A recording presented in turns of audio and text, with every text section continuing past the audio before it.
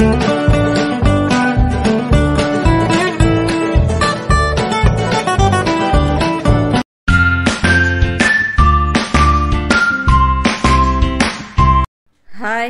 Hello friends, అందరికీ నమస్కారం అండి.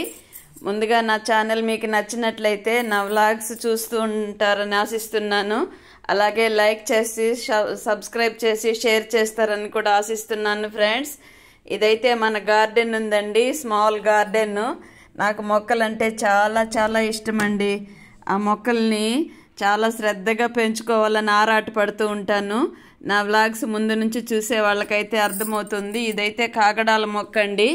ఈ కాగడాల మొక్క పూలంతా అయిపోయినాయండి. దాని తర్వాత పూలు అయిపోయిన తర్వాత ఈ కాయలంతా కట్ చేసేసామనుకోండి, మళ్ళీ ఇగుర్లు పెట్టి సీజన్లో మళ్ళీ పూలు వస్తూ ఉంటాయి. మల్లె మొక్క కానీ, ఈ కాగడాల మొక్క కానీ, పారిజాతం మొక్క కానీ అలాగే చేస్తూ ఉంటాను నేను.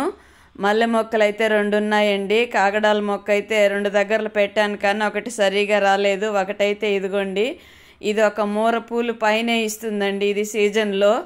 అయితే ఓపిక్గా దీనికి కిచెన్ వేస్ట్, రోజు వాటర్ పడుతూ ఉండడము ఇలాగ చేస్తూ ఉన్నామనుకోండి, మంచిగా పూలు ఇస్తుంది. పారిజాతం పూలు కూడా అంతేనండి. సీజన్లో 2-3 సార్లు ఆ కాయలంతా కట్ చేసేసామనుకోండి, పువ్వులు విడిపించేస్తాం కదా, దాని తర్వాత కాయలు తయారవుతాయి. ఆ కాయలంతా కూడా కట్ చేసి పడేసామనుకోండి, మంచిగా పూలు ఇస్తుందండి. మళ్ళా 2 or 3 times పూలు ఇస్తుంది పారిజాతం మొక్క కూడా. నేను అబ్జర్వ్ చేశానండి. అప్పుడప్పుడు ప్రూనింగ్ చేస్తూ ఉంటాను మొక్కలకి. నాకు మొక్కలంటే ఇష్టం అని చెప్పాను కదా. టైం దొరికినప్పుడంతా గార్డెన్లో వెళ్ళి వాటిలన్నిటిని సంరక్షిస్తూ ఉంటానండి. హెల్త్ ఎప్పుడన్నా బాగలేదంటే 1 రోజు 2 రోజులు పట్టించుకోను, కానీ మామూలు రోజుల్లో అయితే మామూలుగా ఉంటే మాత్రం తప్పనిసరిగా టెర్రస్ పైన ఉందండి మన మొక్కలు, అక్కడ పెట్టేశాము. కిందంతా ఉండేవి, కానీ పక్కన బిల్డింగ్ కనిపిస్తోంది కదండి, ఆ బిల్డింగ్ కన్స్ట్రక్షన్ అయిన తర్వాత అవుతూ ఉండంగానే మొక్కలన్నీ పోయినాయండి. అందుకని అదంతా అయిపోయిన తర్వాత మిగిలిన మొక్కలన్నీ తీసుకెళ్ళి పైన పెట్టేశాము, టెర్రస్ పైన.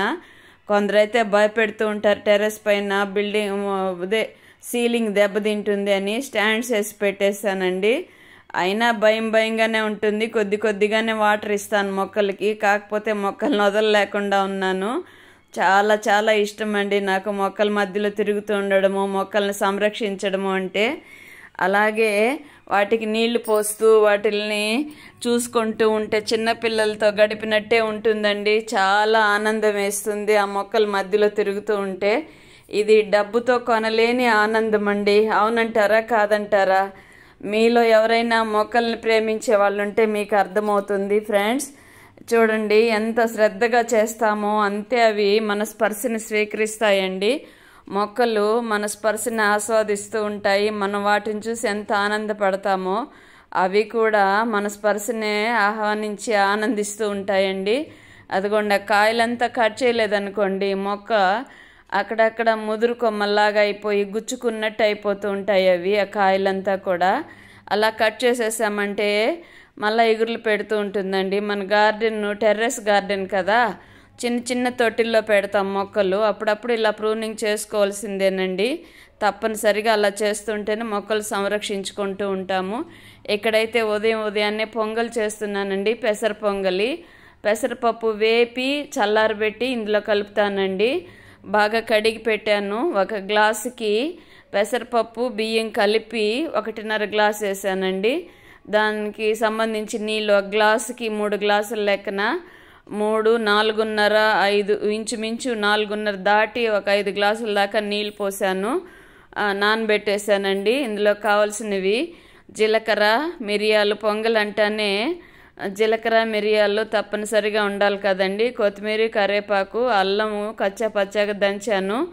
అలాగే ఇంగు పక్కన పెట్టుకున్నాను. ఇదిగోండి, కొద్దిగా ఆయిల్ వేసాను. పొంగల్ అంటే కొంచెం ఆయిల్ ఎక్కువే పడుతుందండి. ఇంతకుముందు కూడా పొంగలి వీడియో పెట్టాను. మన ఫ్యామిలీ ఫ్రెండ్స్ అడుగుతూ ఉంటారండి, పొంగల్ ఎలా చేయాలమ్మా ఒకసారి పెట్టండి వీడియో అని. అందుకని అలాగ వీడియో తీసి పెడుతున్నాను. ఇదిగోండి, ఆయిల్ వేసాను కొద్దిగా. 1 స్పూన్ గట్టి నెయ్యి ఉంటే మన ఇంట్లోనే ప్రిపేర్ చేసే నెయ్యి అండి ఇది. ఆ నెయ్యిని వేసాను. 1.5 స్పూన్కి తక్కువే ఉంటుందండి. ఆ నెయ్యి వేసాను. స్పూన్ అంటే ఆయిల్లో ఉండే స్పూను ఫుల్ స్పూన్ వేయలేదండి. ఒక 2.5 స్పూన్ దాకా ఆయిల్, 1.5 స్పూన్ దాకా నెయ్యి వేసానండి. 1.5 గ్లాసు పెసరపప్పుతో కలిపి 1.5 గ్లాసు బియ్యము పెసరపప్పు కలిపి నానబెట్టాను. అదిగోండి, అది కొంచెం అడ్జస్ట్ చేశాను, సెల్ కొంచెం అటు ఇటు కదిలింది కదా. అదిగోండి, ఆయిల్ వేగిన తర్వాత ఆవాలు వేసాను. దాని తర్వాత ఒక్కొక్కటి వేసి వేపుకోవడమేనండి. కొంచెం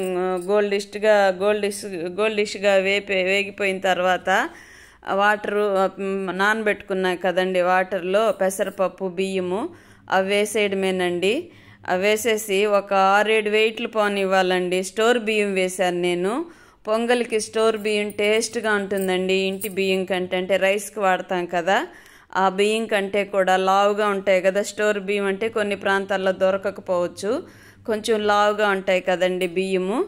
అవి ఎలాగా ఒక్కొక్క ప్రాంతంలో ఒక్కొక్క రకంగా పేరు పెట్టి అమ్ముతూ ఉంటారు కదా. మేమైతే ఇక్కడ స్టోర్ బియ్యము అని తీసుకుంటాము. స్టోర్లో ఇస్తారండి ఆ బియ్యము.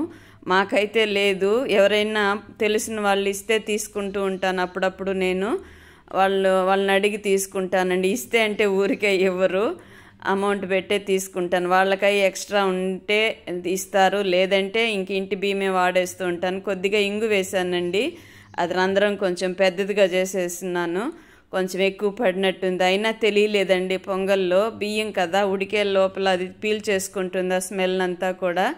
ఇదిగోండి, ఇలాగ వేసేసి మూత పెట్టి కుక్కర్కి ఒక వెయిట్ పెట్టేసామనుకోండి, మన పని మనం చేసుకుంటూ ఉండొచ్చు. టిఫిన్లోకి పొంగల్ అంటే మనకి ఈజీ అయిపోతుంది కదండి. మిగతా పనులన్నీ ఉదయాన్నే మిగతా పనులు చేసుకుంటూ ఉండొచ్చు. అదిగోండి, టేస్ట్కి సరిపడా ఉప్పు వేశాను, అంతేనండి. పొంగల్ రెడీ అయిపోతుంది. ఒక 5-6 వెయిట్లు అయిపోయిన తర్వాత మనం వెయిట్ తగ్గిన తర్వాత, అంటే ఆ స్టీమింగ్ అంతా పోయిన తర్వాత మనం తీసి వడ్డించుకోవడమేనండి. చట్నీ దీనికి కాంబినేషన్గా పల్లీలు, కొద్దిగా పుట్నాల పప్పు వేసి చట్నీ చేశానండి. పచ్చిమిర్చి వేసి చట్నీ చేశాను. ఇటుపక్క పెద్ద గిన్నె పెట్టున్నాను కదా, వేడి నీళ్ళు పెట్టానండి.